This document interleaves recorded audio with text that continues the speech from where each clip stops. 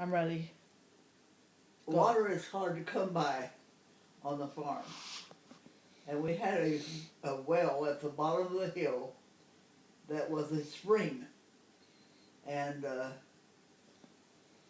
we always had to walk all the way down the hill to go to get us a bucket of water. My mother would always go down and she'd carry 2 buckets up that hill. Heavy buckets. What we called MFA buckets, which were about a bucket and a half of water she had to carry in each hand. She always gave me a little pan, which was my pail. And she filled it halfway full of water, and I lost most of it by the time I got to the top of the hill, but I was carrying water too.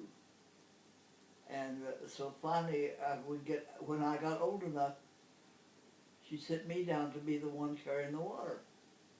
And that way it relieved her of one chore that she didn't have. Now when we got her water, we had to be careful.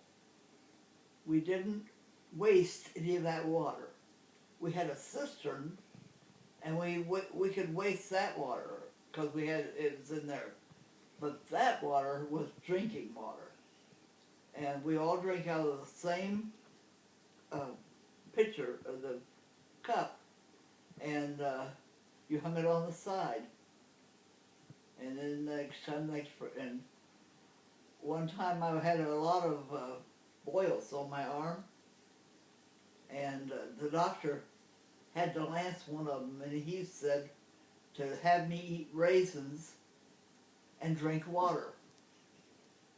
Well, every time I would eat a whole handful of raisins, my mom would say, let me drink water. But after I ate the raisins, my mouth would crave more water, and when I get me a drink of water, and I passed by the table, she'd say, grab you some raisins. So I grabbed me a handful of raisins, and I go in and eat them one at a time.